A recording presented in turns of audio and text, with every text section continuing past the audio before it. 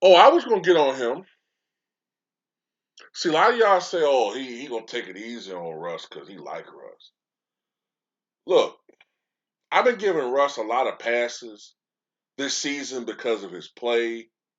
I said, look, man, the media been going in on him, excessively. Hey, man, it's not just Russ. I mean, spread the blame around a little bit. You know what I'm saying? I've been giving him some props because lately he had been playing as bad. Let's acknowledge that. He said something stupid earlier this year. I said, okay, maybe Russ has learned, be a little bit more strategic when you're talking to the media. But I see that you can't fix stupid. I've learned that when you put too much faith in some people, they will let you down. So I'm just gonna say this, man. Some can disagree with me, but what Russ said last night really, really bothers me because I'll tell you why. The fans have every right to boo that performance. They have every right to boo a team that everybody on television was telling you and me was a super team, a team that was going to win 65 to 70 games, a team that was headed toward a collision course, excuse me, with the Brooklyn Nets for the NBA Finals. Was that not what we heard at the beginning of this season? Now Brooklyn still has a shot to get there. I don't think they will because I don't trust Ben Simmons. But Lakers, they're done. And Laker fans are tired of the no effort. This team, you look at how talented this team is on paper. Yes, they're old in some instances, but they shouldn't be this bad. They shouldn't be this fucking bad, right? And if Russ just said, look, I know the fans are frustrated. We know we're frustrated. We're going to try to play better. If Russ said something like that, you can't get mad at that. But for him to basically say, I don't care about what the fans feel.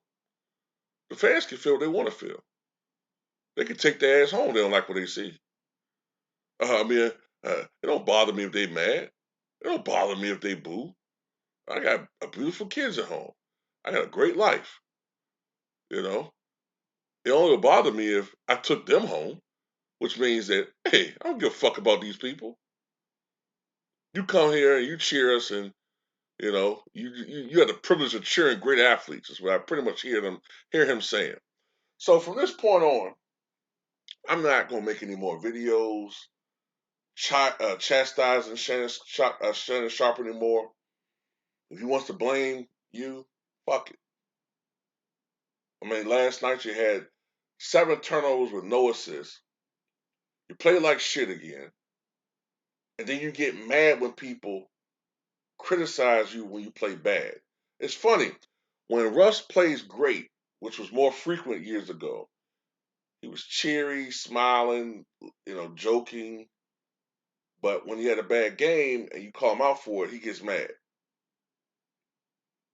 and say dumb shit like, "I'm allowed to turn the ball over." Last I checked, I'm allowed to have bad games. Well, everybody has bad games, but not everybody should be embracing turning the ball over 8, 9 times a game.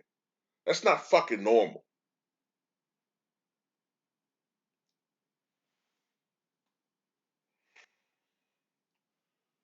What you should be working on, Russ, is not missing 4 or 5 layups every fucking game. Okay, turn the ball over 6, 7 times a night, making some fucking shots.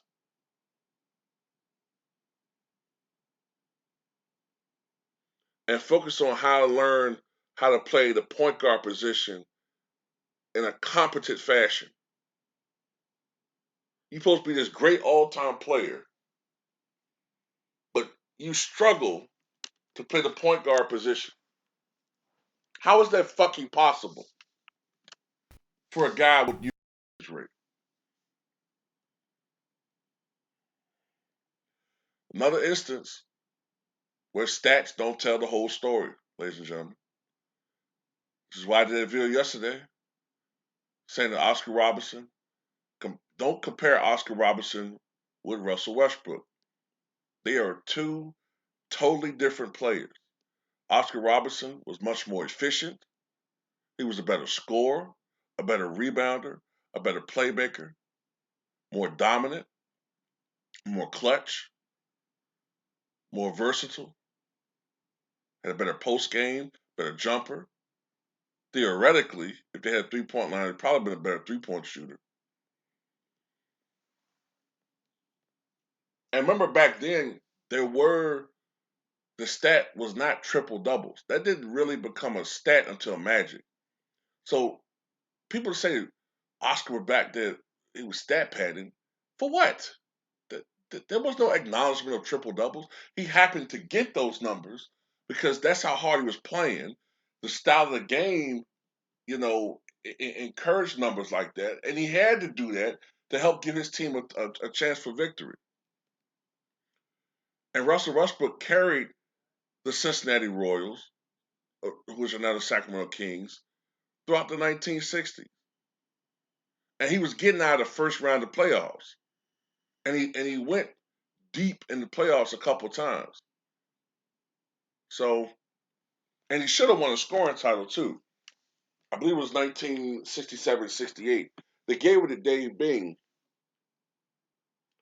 but it should have went to Oscar because he averaged more points. He averaged more points per game. But back then, I think the scoring title was based upon uh, it was based more upon how many points you scored. But anyway, Russ, take that jersey and shove it up the crack of your ass. Okay. Um, Everything people said about you, man. I've always tried to deflect and defend and all this, man. But what you said to me, man, that was fucked up, man. That was a real fucking narcissistic fucking thing to say, bro. Lakers Nation has every right to boo this fucking team, and these players are showing that they feel like the fans ain't shit to them when the fans are the ones collectively paying their salary. But anyway, I'm done. Fuck the Lakers.